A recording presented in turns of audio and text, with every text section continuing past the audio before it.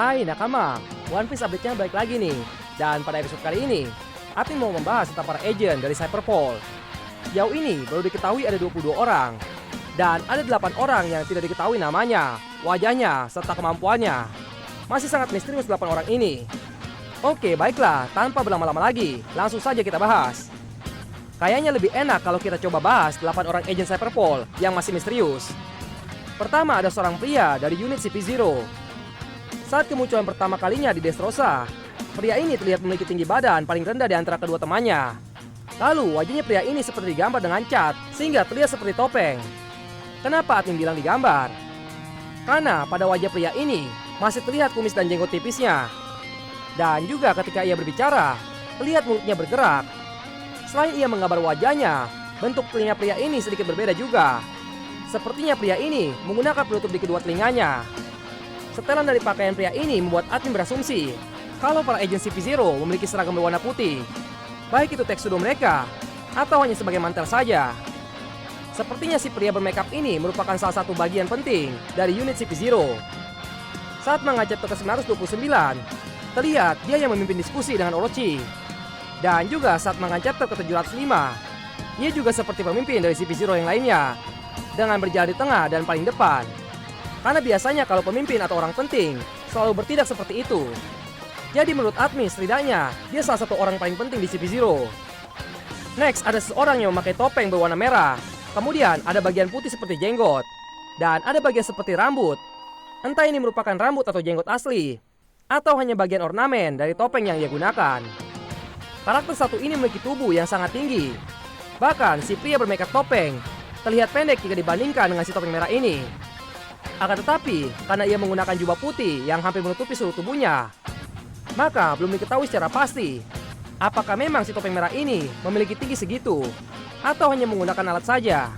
Dan juga si topeng merah ini tubuhnya agak aneh sedikit karena pundaknya lebih tinggi daripada kepalanya. Mungkin dia bertugas seperti officer CP0 biasa, sedikit di bawah pria makeup topeng. Next, ada seseorang yang memakai topeng putih garis-garis, disertai ornamen seperti kelopak bunga warna kuning di bagian dagunya. Sama seperti topeng merah, si topeng kelopak bunga juga memiliki ukuran tinggi badan yang sangat tinggi. Namun, ia masih lebih pendek daripada si topeng merah. Gaya berpakaiannya menggunakan tuxedo, serta menggunakan jubah. Jika kalian perhatikan pada anime, episode 635, tangannya si topeng kelopak bunga terlihat panjang dan mungkin saja dia adalah ras khusus tangan panjang. Posisi tangannya yang sedang menyilang itu terlihat jauh dari dadanya. Sedangkan orang normal biasa dengan posisi seperti itu, tangannya akan terletak di dekat dada. Oke, next. Ada seseorang yang menggunakan topeng berwarna biru. Dia baru pertama kali muncul pada chapter ke-929. Si topeng biru ini terlihat memegang gagang topengnya sendiri. Dan juga terlihat pada topengnya ada ornamen seperti rambut. Jadi mungkin ketika bertarung, dia akan menggunakan topengnya. Kecuali si topeng biru ini bertarung dengan menggunakan kakinya. Admin sungguh tidak sabar untuk melihat aksi pertarungan dari para CP0 ini. Karena karakter-karakternya dibuat semesterius mungkin oleh Oda Sensei. Oh ya, topeng yang mereka gunakan ini disebut juga tribal mask. Jadi di dunia nyata, topeng-topeng ini biasanya digunakan oleh suku-suku yang tersebar di seluruh dunia untuk melaksanakan upacara adat. Biasanya topeng ini melambangkan karakter spiritual. Di Indonesia juga ada beberapa suku yang menggunakan tribal mask. Salah satunya adalah topeng reok. Mungkin nanti Oda Sensei akan mengeluarkan karakter yang menggunakan topeng reok. Oke, lanjut lagi. Selain 4 karakter memakai topeng yang telah terkonfirmasi sebagai agent CP0, ada 3 karakter lagi yang memakai topeng juga. Namun, belum terkonfirmasi mereka ini agent dari unit Cyberpol berapa. 3 orang ini pertama kali muncul pada manga chapter ke-867 saat mereka sedang melakukan transaksi gelap untuk membeli Charlotte linen kecil melalui Madel Karamel. Jika dilihat dari pakaian yang mereka gunakan, yaitu setelan tuxedo putih dengan dasi hitam dan menggunakan jubah putih, mungkin saja mereka ini sebenarnya termasuk agen CP0 generasi sebelumnya. Maka dari itu, mereka cuma muncul sekali saja di manga. Dan next ada 2 orang yang tidak diketahui namanya, tapi tidak menggunakan topeng. Ada yang memakai kacamata hitam dan berambut gondrong dengan warna oranye. Orang ini merupakan mantan agen CP9 yang dulu satu generasi dengan ayahnya Spandam. Sebenarnya dikit sekali informasi tentang orang ini, karena ia hanya sekali muncul saja bersama Spandi dan Lasky pada saat flashback kejadian Pulau Ohara. Kemudian ada satu orang agent lagi yang pada manga chapter ke-955 terlihat berhasil menyusup ke markas Morgan dan mencoba mengancam Morgan. Meskipun pada akhirnya si agen ini berhasil dibuat babak belur oleh Morgan. Setidaknya kita tahu kalau agen yang satu ini cukup ahli dalam menyamar. Ya, tadi itu adalah semua agen Cyberpol yang identitasnya belum diungkapkan oleh The Sensei. Mungkinkah ternyata salah satu dari orang bertopeng itu merupakan anggota pasukan revolusioner yang sedang memata-matai pemerintah dunia? Oke, sekarang kita bahas saja karakter-karakter yang lainnya. Mulai dari angkatan CP9 yang lama dulu, ada Spandin, ayahnya Spandam. Sebenarnya tidak begitu jelas diketahui seberapa kuat dirinya jika bertarung. Namun sepertinya dia salah satu orang yang paling bisa dipercaya oleh pemerintah dunia, meskipun dia cupu. Bisa dilihat dari kepercayaan pemerintah kalau dia diizinkan untuk memimpin operasi Buster Call. Mungkin dia ini ahli dalam menyusun strategi atau mengumpulkan informasi dari sumber terpercaya. Jadinya ia bisa mendapatkan kepercayaan lebih dari pemerintah dunia.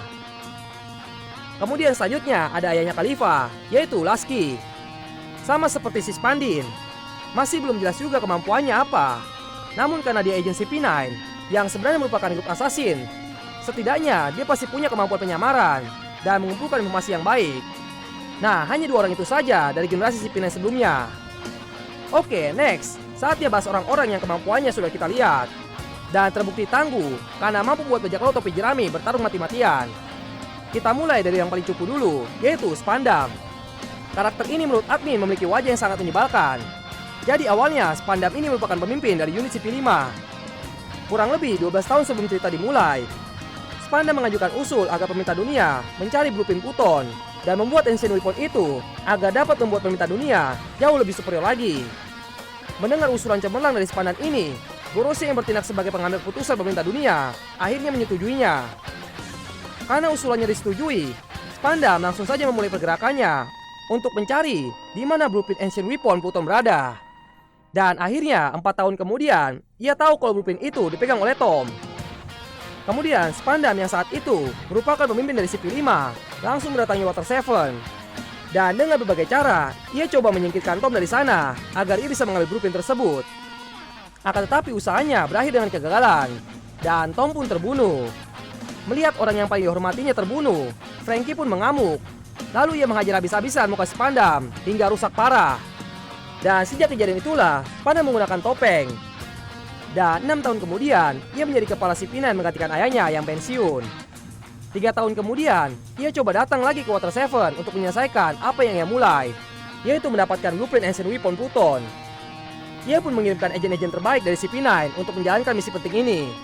Namun ternyata di tengah misi ini, ia mendapatkan laporan dari Aokiji kalau Robin mendekat ke Water 7. Dan akhirnya rencana pun berubah. Spandam jadi ingin mendapatkan blueprint itu dan juga salah satu orang yang paling berbahaya, yaitu Nico Robin. Padahal Spandam ini sempat berhasil mendapatkan keduanya, namun harus gagal lagi karena berusaha dengan bajak laut topi jerami. Setelah kegagalannya ini, sekarang Spandam menjadi salah satu agen dari unit CP0. Mungkin meskipun terlihat sangat tidak berguna, ia memiliki kemampuan lain yang layak diperhitungkan untuk menjadi agen CP0 yang mendapatkan cap unit terkuat dari Cyberpol oleh Robin. Ya memang agak aneh karakter yang satu ini. Bisa dibilang Spandam ini merupakan agen terlemah, sesuai apa yang sudah kita lihat di manga dan di animenya. Tapi meskipun begitu, dia dipercaya untuk memimpin orang lain yang jauh lebih dari dia. Oke, next ada si Jerry, agen dari CP6. Jerry ini memiliki tubuh yang sangat tinggi. Bahkan saat pertama kali muncul di manga, ia harus melipat kakinya sampai ke kepala agar bisa bertarung dengan Sanji. Jerry berasal dari pulau karate di South Blue. Dan ia juga mengklaim dirinya sebagai juara boxing di tempat asalnya. Jerry terlihat sangat percaya diri saat berhadapan dengan Sanji waktu di dalam gerbong kereta. Meskipun saat itu posisi Jerry kurang menguntungkan karena ia tidak dapat bergerak secara luasa. Dan sifat kepedeannya ini harus dibayar mahal karena pada akhirnya dia kalah. Mungkin saja bila Jerry melawan Sanji tidak di dalam ruangan sempit, pertarungannya akan menjadi sedikit lebih menarik. Next, yang terakhir ada si Wanze, agen dari CP7. Selain sebagai agen, si Wanze juga memiliki keahlian memasak dengan masakan spesialnya yaitu ramen. Dia salah satu agen yang dikalahkan oleh Sanji. Selain memang saat itu Wanze musuhnya Sanji, ada faktor lain juga yang membuat Sanji benar-benar ingin menghajar Wanze. Wanze memiliki teknik bertarung yang bernama Ramen Kenpo. Ia memanfaatkan ramen yang notabene-nya bahan makanan untuk menjadi senjata bertarungnya. Itulah faktor lainnya. Sanji yang sangat menghormati makanan tidak bisa melihat bahan makanan disia-siakan. Karena itulah, Sanji mengajar habis-habisan si Wanze sampai wajahnya berubah, seperti sehabis melakukan operasi plastik. Tapi Wanze ini paling tidak bisa memberikan sedikit kerepotan untuk Sanji. Oke, mungkin sekian dulu untuk episode kali ini. Ya, episode selanjutnya kita akan bahas yang benar-benar kekuatannya telah terbukti, yaitu Shinero, Kalifa, Kukuro, Umodori, Luno, Jabra, Stacy, Kaku, dan Lucy. Nanti admin akan lanjut lagi. Stay healthy nakama. Terima kasih banyak kepada Eiichiro Oda sang kreator One Piece. Terima kasih juga kepada PT Suisa yang sudah mempublikasikan manganya. Dan tak lupa juga kita berterima kasih kepada Toei Animation yang sudah membuat animasi dari One Piece. Mari kita dukung mereka semua. Salah satu caranya adalah dengan mendownload aplikasi membaca manga resmi dari PT Suisa. Silakan download Manga Plus di HP kalian agar kalian bisa lebih update tentang manga One Piece. Bagi kalian yang tidak mau repot mencarinya, linknya ada di deskripsi di bawah ini. Dan jangan lupa subscribe, like, dan share video yang ada di One Piece Update Channel agar kita bisa terus semangat upload videonya untuk kalian semua. Sekian dan arigatou nakama.